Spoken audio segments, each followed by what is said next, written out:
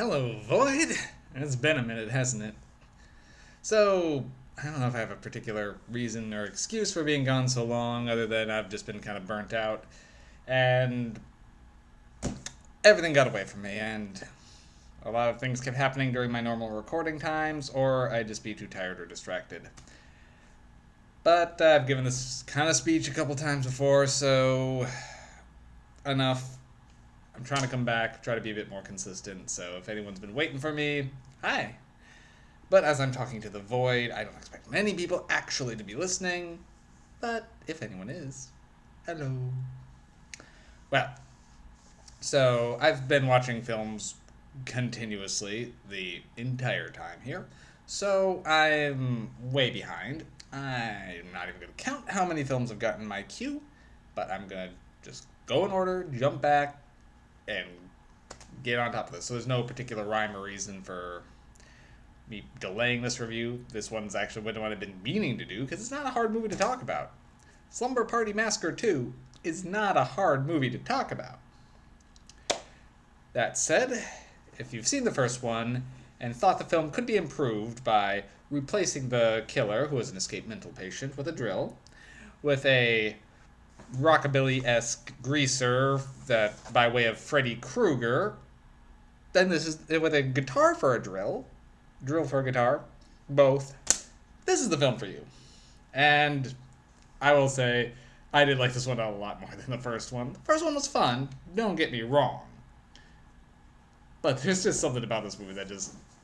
It's so over the top, so lighthearted, so tongue in cheek that it does the satire that the first one was trying to do, but much better. It even lets me forgive some of the normal quibbles I have with this kind of movie. Okay, so this one takes place a couple years after the first one, a year or two. Now, Courtney, the younger sister of our lead from the first one, is our main character this time. Now, if you're paying close attention and stayed after class to study a little, you would know that the age on Courtney does not match up for the age she was in the first one. In fact, she's a couple of years older than she should be. But if I could give Friday the 13th a pass on continuity issues, I can give Slumber Party Massacre 2 a pass. Now, it does one thing that I'm not as much of a fan of, and that the main girl who got out okay is now in an asylum and possibly dead. I'm not sure because a lot of that does happen in another character's dreams, but it's one of those. They are going to go in the Freddy Krueger route here. This came out in '87, so it does kind of track timeline-wise. Anyway, but our killer initially keeps appearing to Courtney in her dreams and menacing her with his phallic guitar drill. But nothing actually happens other than her having some weird daydream hallucinations until a particular point. Well, it's her birthday weekend, and she's going out to a condo with her friends who seem to have a band. They're trying to just relax, and then the guys come over, and then she loses her virginity, and almost instantaneously out pops the driller killer from into real life. It was comedic. It's like I don't even know if they actually had sex or they just kissed and were about to, and then boom, out he pops with his drill. And I will say, there's a lot of flaws in this movie, but most of them are overlookable just because of how entertaining his performance is. I'm gonna butcher the name of the actor here, and I think this is one of his only roles.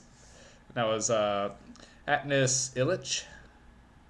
Yeah, he does like some small roles otherwise, but he is great as the driller killer here, and he sings.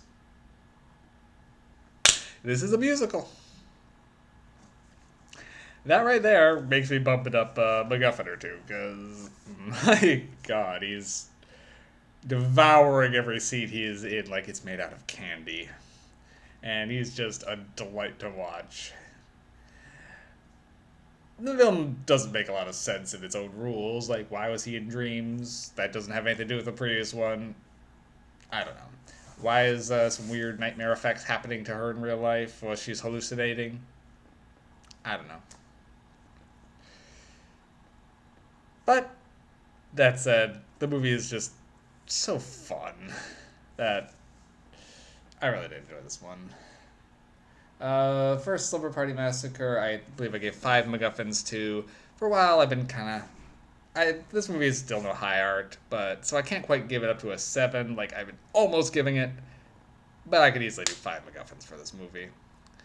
It's been a long while since I actually have seen it at this point, so I'm trying to struggle to remember if there's anything else I really needed to discuss on it. But I don't really think there was too much there. It's a it's a simple film. And it does keep with the last one and having horror references. This one, there's Officer Kruger and Officer Voorhees. So it keeps its satirical references. It keeps its. But it now goes more overtly for the humor than it does for. They did in the first one. Like, the first one wanted to, but it was being pulled in too many directions and kind of lost sight of that. This one, it's right there. And when the killer is pausing to have a whole music number in an empty living room while the kids are running upstairs to hide, it's a blast. What can I say?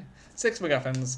I wanted to give it a 7, but it's hard to justify doing that. So, but on a fun factor, this is definitely one worth checking out. If you want a good horror comedy, it's a slasher with a good sense of humor, you can't go wrong with Slumber Party Massacre 2.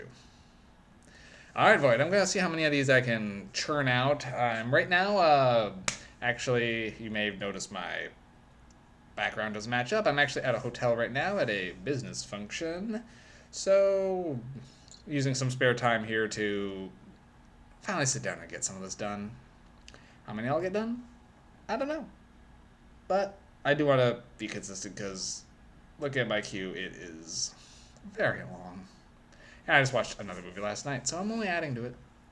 I just watched 2 movies yesterday. My thing is easily like 20, 30 deep now. It's obscene. Okay. Well, better get to that. I will see you soon, Void, and I'm back.